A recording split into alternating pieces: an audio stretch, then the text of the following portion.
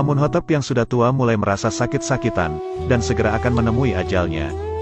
Sebelum dia meninggal, dia sempat berpesan kepada anaknya Amunhotep muda, bahwa ibunya adalah pengikut setia Amun, tetapi Amunhotep muda harus tetap menghormatinya, tapi jangan percaya perkataannya. Dan jangan sampai dia ikut campur dalam urusan negara.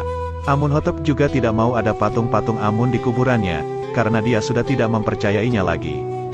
Yang terakhir dia berpesan, agar berhati-hati kepada para pendeta yang selalu mementingkan kepentingan diri sendiri, dan jangan percaya semua perkataan mereka. Selalu berkonsultasilah kepada Putifar, karena dia tidak akan pernah berkhianat.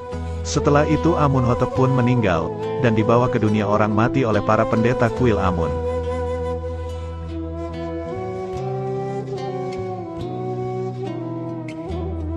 Amunhotep muda langsung dilantik sebagai raja baru Mesir, dan dilantik di depan para pembesar Mesir dan para pendeta kuil Amun.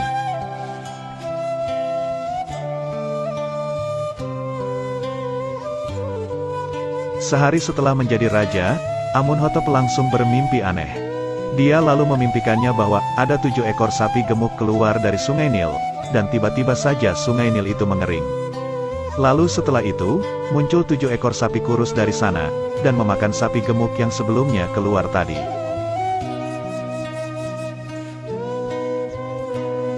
Hal itu membuat Amunhotep merasa panik, dan menyuruh penjaga untuk memanggilkan Anikmahu dan para pendeta untuk segera menakwilkan mimpinya itu. Anikmahu yang bangun dari tidurnya, mulai menggerutu karena menurutnya kenapa Amunhotep memanggil mereka tengah malam seperti itu. Bukan di esok hari saat sudah terang. Dia juga mengajak para penafsir mimpi dari kuil, untuk segera menuju ke istana. Setelah mereka sampai di istana, Amunhotep langsung mengungkapkan bahwa dia bermimpi sangat aneh kepada semua orang yang hadir di sana.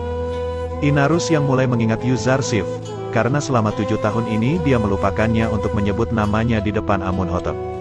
Inarus langsung mengatakan kepada ratu istri Amunhotep, bahwa dia tahu cara memberitahu takwil mimpi Amunhotep itu. Namun sang ratu tidak membutuhkan takwil mimpi dari Inarus, karena para penafsir mimpi dari kuil Amun sudah tiba. Anikmahu mulai menyombongkan para penakwil mimpinya kepada Amunhotep, bahwa mereka adalah para penafsir mimpi dan peramal terhebat di Mesir, dan meminta untuk segera menceritakan mimpinya, agar bisa melihat langsung kemampuan mereka. Akan tetapi saat Amunhotep sudah menceritakan semua mimpinya itu, para penafsir mimpi itu terlihat kebingungan, dan merasa bahwa takwil mimpi Amunhotep tidak bisa mereka mengerti. Mereka merasa kebingungan, bahwa sebenarnya mimpi itu bisa diartikan, tapi mereka tidak tahu takwil mimpinya.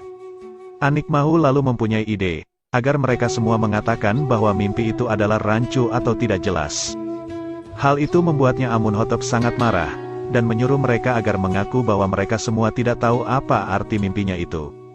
Lagi-lagi Anikmahu mengatakan, bahwa para penakwil mimpinya itu sangat cakap dan berpengalaman, dan jika mereka tidak tahu arti mimpi itu, berarti memang mimpi Amunhotep adalah rancu.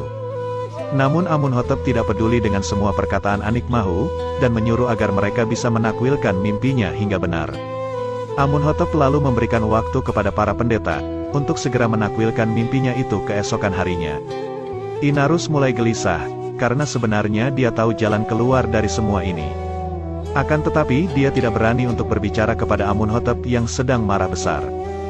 Dia pun akan berusaha memberanikan diri berbicara kepada Amunhotep keesokan harinya, bahwa Yuzarsif pasti bisa menakwilkan mimpinya itu. Malam harinya Amunhotep kembali bermimpi aneh. Jika kali ini, ada 7 tangkai gandum yang berisi, tiba-tiba menjadi layu karena diselimuti oleh 7 tangkai gandum yang sudah layu. Mimpi tangkai gandum itu jelas sekali mirip dengan mimpi tentang sapi-sapi sebelumnya. Amunhotep kembali mengundang para pendeta ke istana, untuk segera menakwilkan mimpinya itu. Dan kali ini Amunhotep tidak akan percaya, bahwa mimpinya ini adalah rancu. Karena 2 mimpinya itu, pasti akan saling berhubungan dan mempunyai arti. Dan jika para penakwil itu tidak bisa menakwilkan mimpinya, maka mereka akan segera dipenjarakan oleh Amunhotep. Para penampil itu lalu melakukan ritual di depan Amunhotep.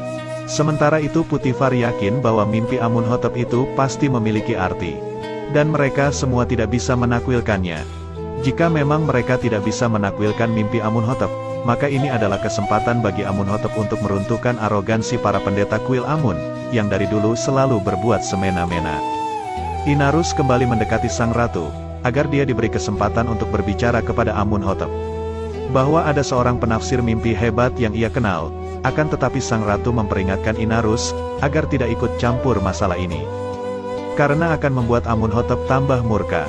Ternyata memang benar, para penafsir mimpi itu tidak bisa menakwilkan mimpi Amunhotep sama sekali. Dan meminta waktu semalam untuk bisa mengartikan mimpi itu. Amunhotep langsung memarahi mereka, dan mengatakan jika bertahun-tahun mereka hanya makan dan tidur. Tapi saat dibutuhkan malah mereka tidak bisa berbuat apa-apa. Akhirnya mereka semua akan segera dipenjarakan oleh Amunhotep yang sudah muak dengan para pendeta. Tapi sebelum mereka dibawa oleh para penjaga, akhirnya sang ratu mengizinkan Inarus untuk berbicara kepada Amunhotep.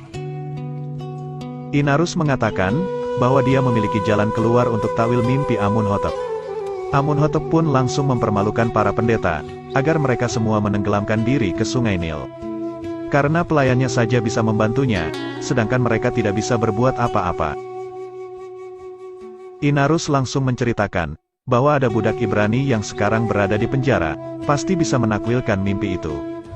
Karena sebelumnya, Inarus sudah membuktikan kehebatannya menakwilkan mimpinya dan mimpi Apophis, yang langsung terbukti 3 hari kemudian. Hal itu langsung membuat Amunhotep terkejut, dan segera mengusir para pendeta, lalu memberikan waktu 1 malam lagi untuk mereka agar menakwilkan mimpinya. Putifar mengatakan kepada Amunhotep, bahwa dia juga mengenal pemuda itu, dan pasti dia bisa menakwilakan mimpi Amunhotep.